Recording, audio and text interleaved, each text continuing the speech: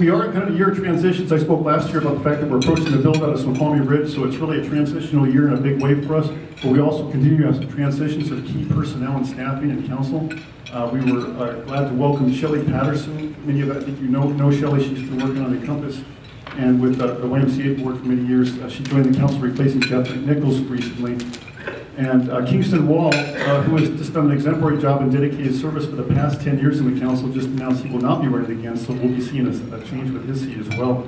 And right now we got about 4 or 5 more hours before the filing closes today on that seat, but so take a look if you're curious what he's running. But again, my kudos to Kingston for all his years of dedicated service. You know, we've been consolidating some departments as we're preparing for the build out and shifts and so forth. We did that with Parks and Public Works, with Dan Marcinko taking over both those departments. I want to recognize, I was really pleased to see Gwen Volpel show up here today. Gwen, stand up to recognize our former Parks Director. Gwen is now the Deputy City Administrator for the City of SeaTac.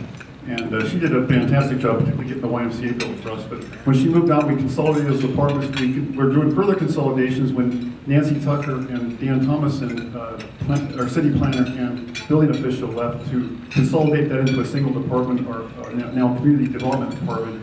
And we're pleased to welcome Mark Hoffman to the city staff. Mark comes to us from Sun Valley, Idaho, and we were just kind of impressed that at least part of his experience was living in a community that's very focused on recreation and tourism, which all of us in the Upper Valley, including North Bend, are trying to work to really brand us that way. So we felt Mark had really contributed to that, not only the city of Snoqualmie, but that our regional efforts in that regard. And then lastly, Liz Billington, as Andy mentioned, that was I want to emphasize this was a very amicable shift that went on here at the Chamber. As you know, Liz has been splitting her time in the past between doing some city economic development as well as Chamber. Chamber wants to focus more on, have that 100% focus on Chamber issues. And we wanted to continue those efforts, and we thought it was quite beneficial for us to get Lizzie on board as a consultant to do that, because of all the great relationships she's built with you folks, not only in the Snoqualmie but in the Valley community, and to continue a lot of the efforts she's done on the Snoqualmie's behalf and the Valley's behalf. And in that consolidation in both the Parks and Public Works that the council did and also with Mark's position, the two components or pieces that were left over that the council wanted us to really hammer on was to put more emphasis on building and developing events in the city. Now that we've built a lot of this environment, to build up events, do a lot of exciting things like what North Bend's doing to complement that. And then secondly, to also work on, again, on the economic development pieces. And so Lizzie really had a skill set that fit both of those perfectly, and segue into that. Phil Shaw, you're here. I want to recognize that this is a photograph that was in the, that I borrowed from Valley Record. When I did first see the paper, though, I was a little concerned. I thought maybe Lizzie had been arrested for something. So just as a test, how you're paying attention, did anyone catch what the arrest plate did say? That's good. Okay, even the mayor was paying attention. You were great. Which is good. So we'll make sure and get a good picture of Lizzie here for future presentations. And here's the officers that arrested Lizzie. Actually, per what Mayor Heron said, these are new officers, again, filling out the North Bend contract with additional officers for that service, and the 8th officer per the levy that was approved in North Bend. So welcome to, we're pleased to welcome aboard Officers Miller, Patterson, and Weary to the city of Snoqualmie and North Bend. So last year, I focused, almost the entire presentation was on this transition as we're preparing for this build out of Snoqualmie Ridge, and all of it was detailed on the infrastructure challenges that are hitting us as we approach that build out. The twofold challenges: one, for downtown is a lot of infrastructure that's really been in complete state of disrepair and needs to be rebuilt, and it's quite costly, and a lot of that will be done on burdened by utility rate costs, and then on the ridge, a lot of that original infrastructure is coming up to 17 years old and is into its first maintenance cycles, and so we really have to keep on top of both of those. It's a pretty big challenge. And one way we've done that is to structure them to utility rate increases, and I just want to mention that again because everything I said last year absolutely still pertains this year, because we're into, the council's already pulled the trigger on 3 years of successive utility rate increases. So if your utility rates in Snoqualmie are going up, you're asking why. Rather than doing the whole presentation again, go to my section of our website, click on the YouTube link, and you get to watch my whole presentation from last year. It'll be the same thing. Again, it applies, and there will be probably another subsequent 3 years of increases to trigger beyond that as well. So that's all I'll say for today on the infrastructure piece. We do continue to experience population growth. We last year hit the milestone of just over 12,000 population, and anticipate by next month we'll get the new OFM official count of probably tipping about 12.5 to 12,500. So along with that growth, the other side of the equation that's the pressure on us too is the operations fund. What this, it's constricted in twofold. One is that growth brings with it a lot of new revenue, but it also brings with it a lot of demand for increased services. You bring new parks online, new infrastructure, new buildings, and so forth. That needs a lot of service to feed that. It also, we're constricted by taxes and our property tax revenue, particularly with the IMA initiative, I-747, that restricts us to a 1% increase per year. And I haven't spoken too much about that in about 4 years, so I'm going to do a brief touch on that before I move on to some other issues. This is an interesting slide that Rob produced. You see every single department in the city with a color code showing how many FTE or full-time employees we have. And so about 8 years ago, we were at about 75 employees, and we kind of had a little bit of growth, but it's pretty anemic given the growth of the city that we're tipping about 80.6 or 81 employees right now.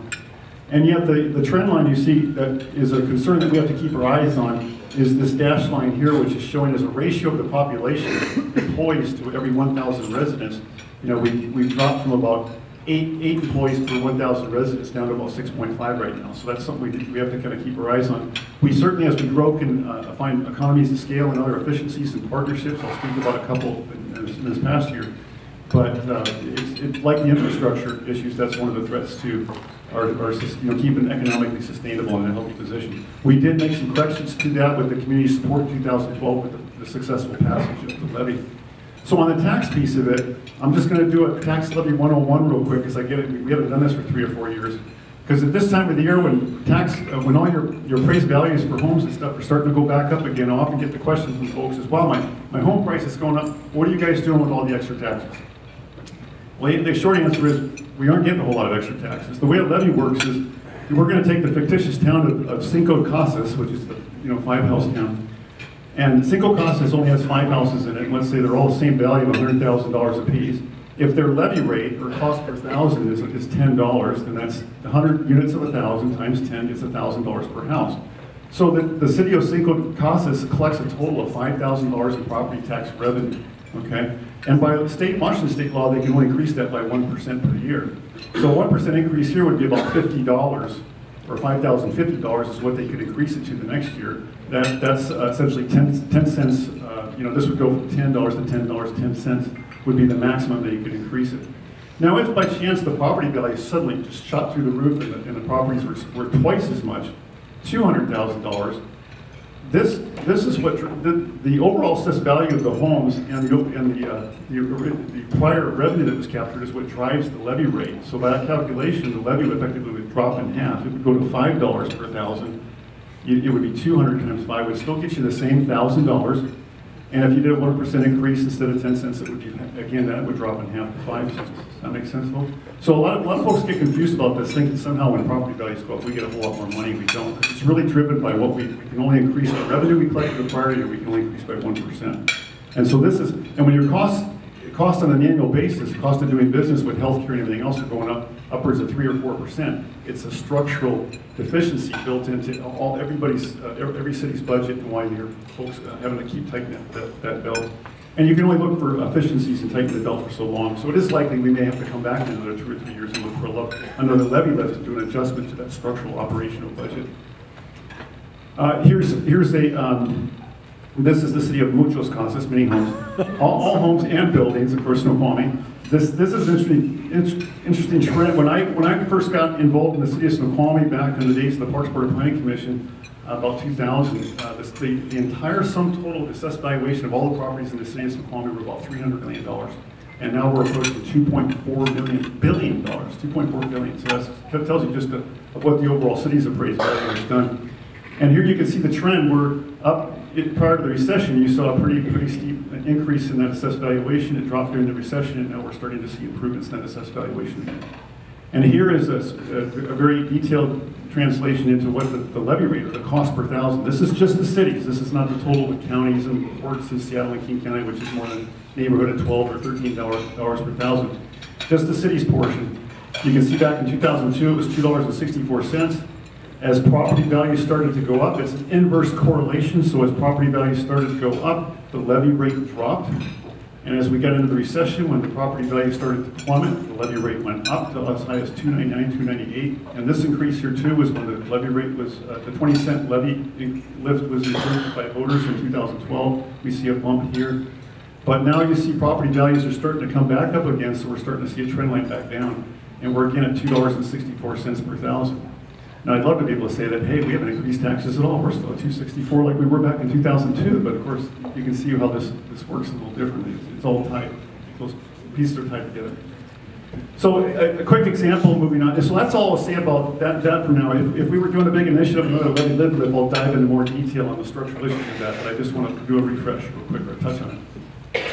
A couple initiatives, we've been looking for those partnerships and economies of scale and efficiencies, like with North Bend. That was what I would call one of those symbiotic relationships where the additional officers added with that contract was not only improving by huge margins, as Mayor Ken Herring said, the service quality levels in North Bend, but it gives us an economy of scales where that also has more officers to fall back and attend to Snoqualmie issues and improves our service well. So it's a win-win for everybody, and it's a cost saving because, again, the administrative costs spread across two cities is much more efficient than administrative costs into one city. So it's just great partnerships. We've added a few more this year. PJ and his department have done a great job.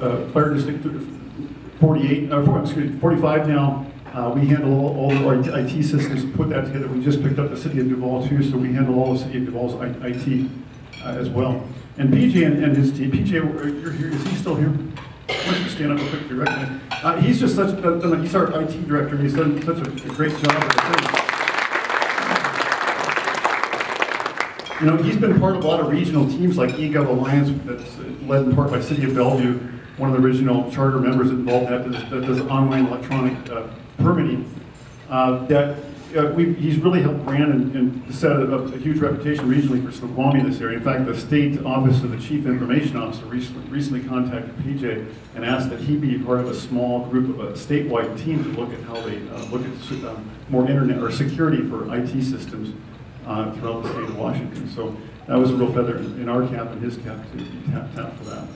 In the fire department, when I was queuing up for the levy lift a few years back, in 2012, one of the things I was talking about for strategies to take pressure off of property taxes was to take advantage of the fact that many homeowners insurance policies will take care of it. If you have a fire department that does medical transport for you, we can charge that cost to your insurance or medical insurance, and it won't cause your premiums to go up. It's kind of built in. Many cities were taking advantage of that. We employed that in order to hire one more fire department, FTE, and with projections of what income that could bring in. And we haven't heard any pushback or grumbling from citizens on that, and yet that's performing quite well to where this year we've seen $140,000 in income for that program, so it's more than covering the cost of one FTE in that department.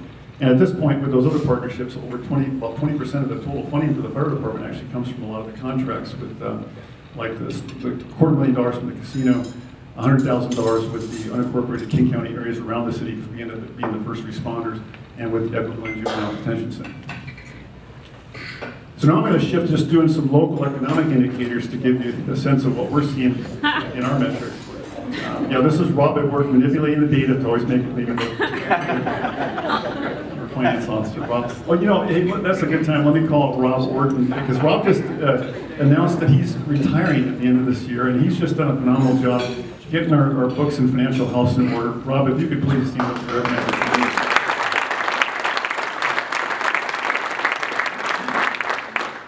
And a real pleasure working with you. I wish you all the best. Thank you. So again, here's housing units sold. 2015 has been a real milestone year in that we're seeing housing sales finally return to pre-recession levels. The light green is basic existing housing, which is that stock growth. In any given year, 5% of the housing will typically sell. And so, of course, we're going to see a larger portion of that as the community gets larger. And retail sales tax has always been a bit of a mixed story for us. This appears like it's a downward trend, but actually you can see we didn't segregate in these bars here in 2010 and 11 some of the one-time revenues from the Ridge. And as we approach the full build-out of Snoqualmie Ridge, we definitely don't want one-time revenues that are going to go away when the build-out's done, built into our operations. rely on that. So we're separating all those kind of revenues from the picture to get a clear picture of what's going on. But otherwise, it's been fairly flat or stable. In the business and operation taxes, we're definitely seeing a good upswing in a healthier market here. Some of that was due to businesses like Motion Sport, Space Labs, Square One coming into the business park. But overall, and you can see in every sector, whether professional, wholesale, manufacturing, there's been an overall improvement. The only one that's been kind of going downward that's dragging on this a little bit is construction, but that's anticipated as we approach build out. There's going to be less and less construction activity.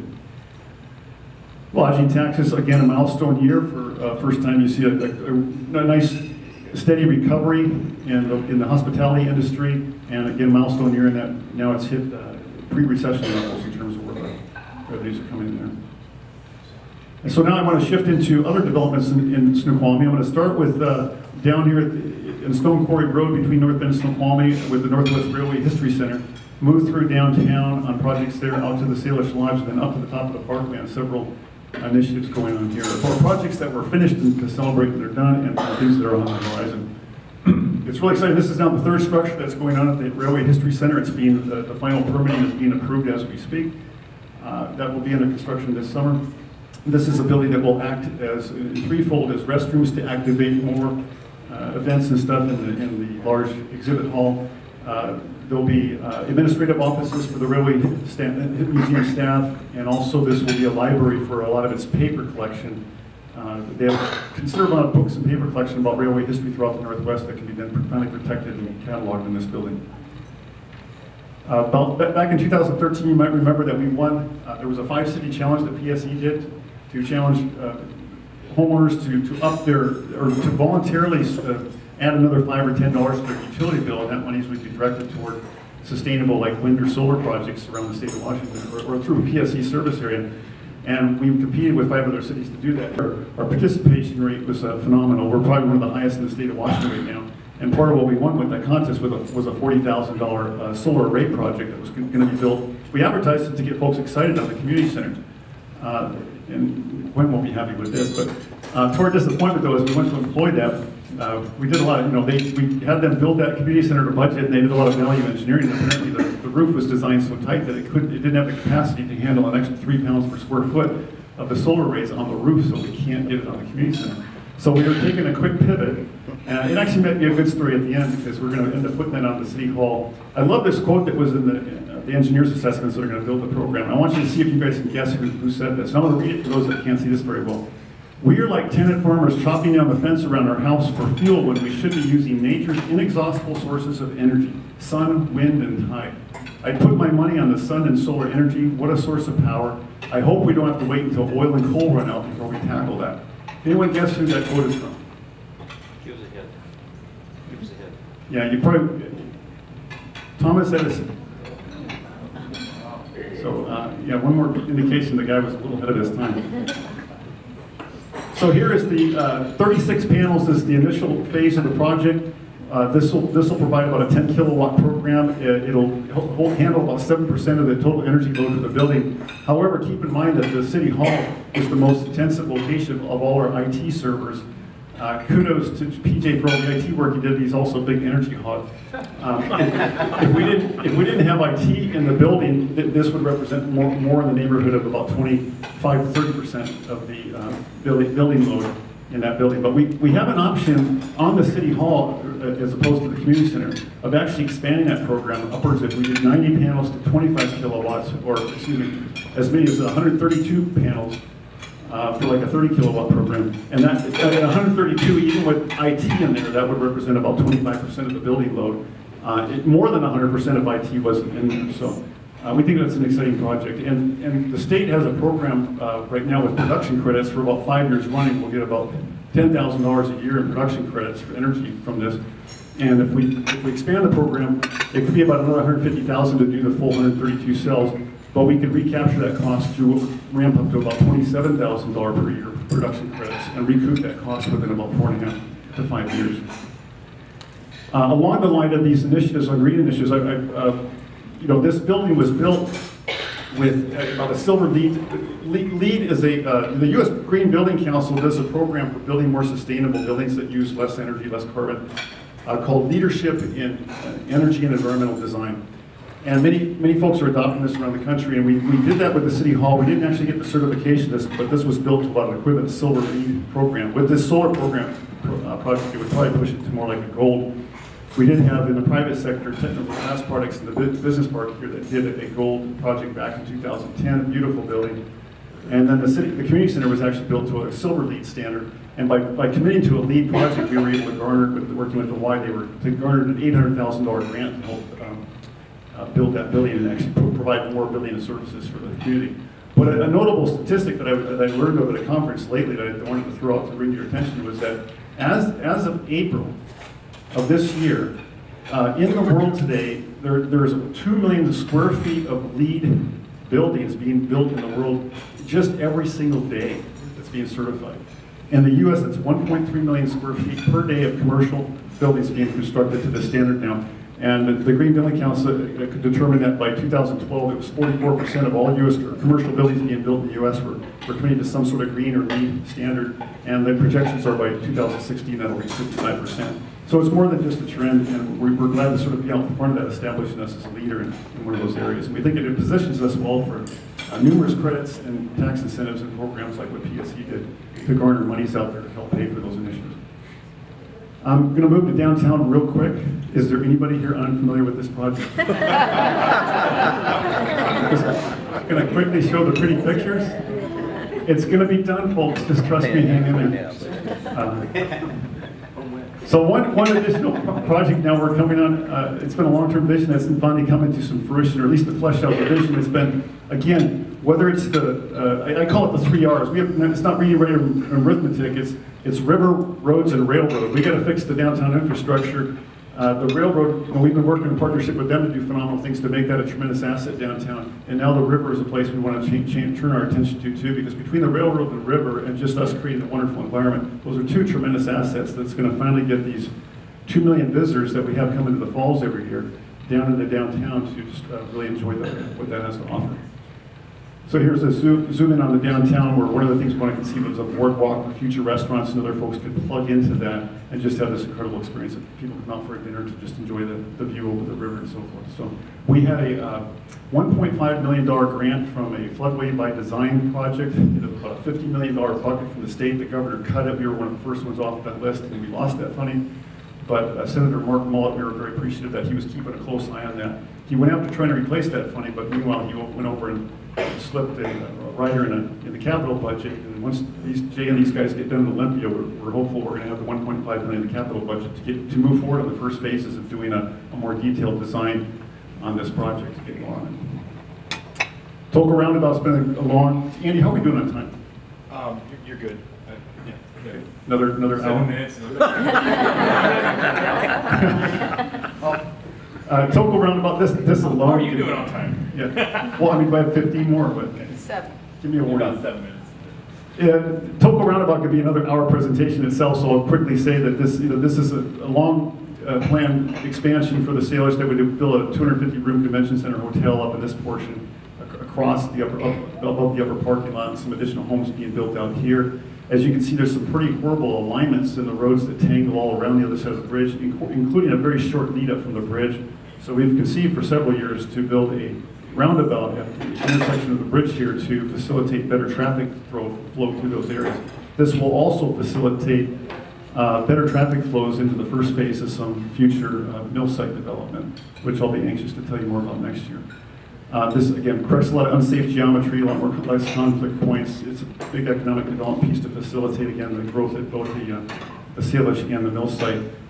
It's obviously been a lot of tribal concerns. The Muckleshoots own the Salish. They're interested in moving it forward. The Snoqualmies are against it. So we've had challenges to that. The Corps of Engineers has finally released that. It looks like we may be on the verge of getting the final details in place to move forward and have construction start as soon as this summer on that moving forward. One of the things that complicated this project was engrossed Senate House Bill 1287. That was the one that provided the property tax exemption for tribal properties owned off of reservation, to where, like the Muckleshoot tribes no longer had to pay property taxes on the Salish Lodge. That would be shifted onto all other taxpayers and businesses in the city of Snoqualmie. We did, and of course, then it raised into question the value of the future development if we weren't going to, derive any revenues off of that. The Muckleshoots have committed to us now that in future master plan developments, they would commit to not exercising their right on the future expansion, so we will drive an economic development benefit from that regardless. The sale still remains in question. We did appeal that at the state in the Superior Court, and with the brilliant work of Bob Sturbank back there. Sorry, I almost lasered you, Bob. Bob, if you can stand that real quick. Don't clap yet, I didn't tell you what he did. So it's always fun when the tail can wag the dog with their small town. But Bob put together a brilliant argument, took that to the Superior Court. We prevailed in appealing House Bill 1287, and the courts turned it down. So right now, 1287 is gone. It's being appealed to the state Supreme Court, and we hope to prevail there. But meanwhile, it's looking good so far that we're going to prevail in getting that law eliminated and removed. Last year I showed you this, but we've kind of in some weird way become the focal point of 85% of everything you told behind a recreational watercraft, kite, wakeboards, inflatables, and all the goodies and accessories that comes with that. With motion sports, it's a building just down back here. And then B Square is a company, or Square One is a company coming in that has a high-end level of those products. Also does the same thing, but the two companies combined with about 4, 5, 6 companies underneath them, again, have 85% of that market. This is what the building now looks like. That's with the Ronox and Radar ski brands. Moving further up the parkway, congratulations and kudos to Jeff, Joy, Carolyn, all you guys hard work. These guys aren't wasting any time, as you know. Excited to have the high school start to be rebuilt in phases, but as you know, they're quickly moving forward on the elementary school, not wasting any time. It seems like we just approved that bond, but here's what the site already looks like for the new elementary school, and it's well underway. A much needed 6 elementary schools in the district. So, again, just it's such a relief to finally get that resolved and moved on. This is a bunch of monopoly houses we'll be building up on it. No. This is not the most beautiful rendering I've ever received. I commit to you, these townhomes will look a lot more attractive, but a lot of people are curious as they drive up the parkway, and on the face of that hill just below the Jeannie Hansen Park, you know, what's going there. It's going to be a number of townhomes, again, more attractive than what you see in Winston Landscaping. About 29 townhomes built there. And then finally got the Jeannie Hansen Park. That's going back to even Wednesday, helped put this detail together where we converted that, put artificial turf in. We had a great recognition of Jeannie's contributions to the city. And a nice grand opening that took place back in September, and finally got this park open. It's just, that's by far one of the nicest parks now in the entire community. As you move about a couple blocks down the road from where Jeannie Hansen Park is on Jacobia, as you come to the intersection of 96th and Parkway, you'll see some clearing going on this site right now. A lot of folks are curious about what's going on there. This is going to be the Goddard School, a school for early childhood development. That's what the building will look like. And big kudos to all those here from the hospital district, Roger and your team, and there's a couple of the commissioners here today as well. A huge achievement for you guys after all the hard work on that. This is a brand new, beautiful 70,000 square foot facility that was just opened. I was pleased to be there. And so finally, I just want to conclude with a focus on the state transportation package. And I want to do a regional focus before I come back to local benefit.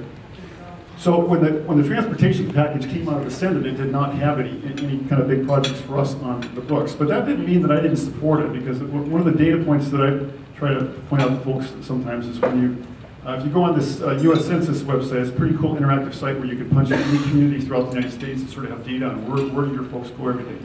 Now, my mandate from the state is to tend to this health, safety, and welfare of the citizens of Snoqualmie.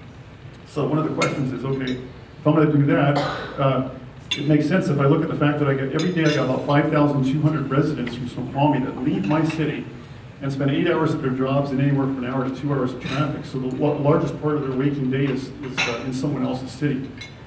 And I got 2,800 folks every day coming from other cities into my city. So the question is, where are those folks going? So here's a detail. You can see on the legend up here, anywhere from 1 to 2 jobs up to 19 to 29 jobs. Here's where those 5,200 people are going every day when they leave the city of Snoqualmie.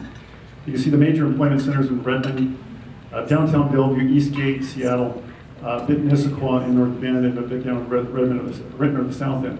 But clearly, if it's a question on transportation package, you know what these folks are doing every day. They're parked in a lot of congestion and traffic, and if I'm going to be working on trying to improve their lives, as Ken spoke to, this is one of the powers of the Sound Cities Association, because our cities on the east side and north and east side, other than Bellevue and Seattle, we add up to about 1 million population. So we can be a strong combined voice to really advocate for what projects are best for our city.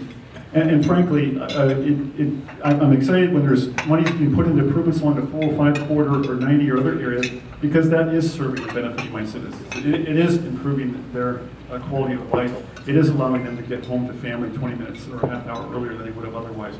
Or those are investments that we're chronically behind on and need to make.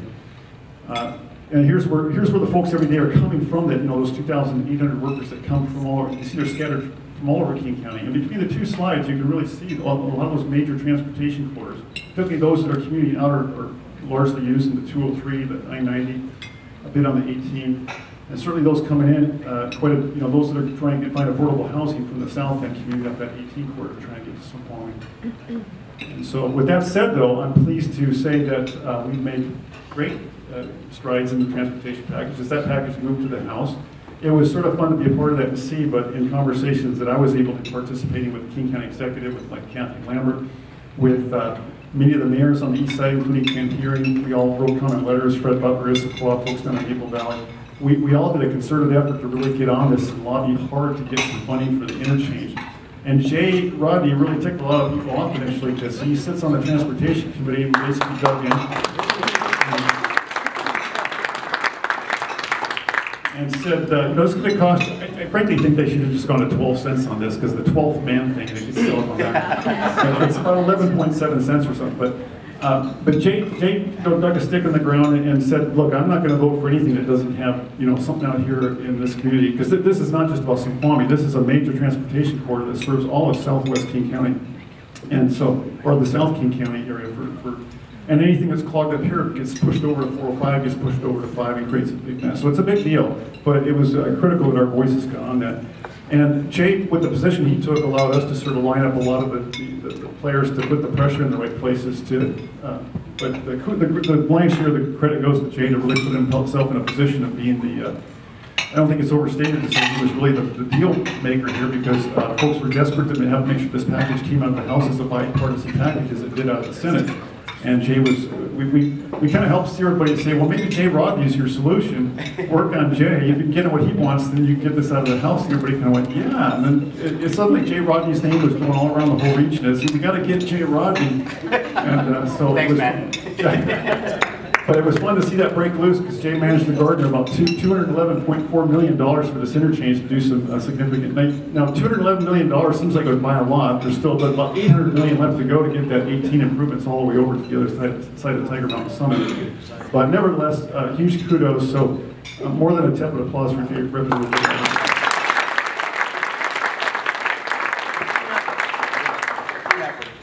Thank you, Jay. And with that, I'm happy to say that Snoqualmie remains vibrant and strong. Thank you.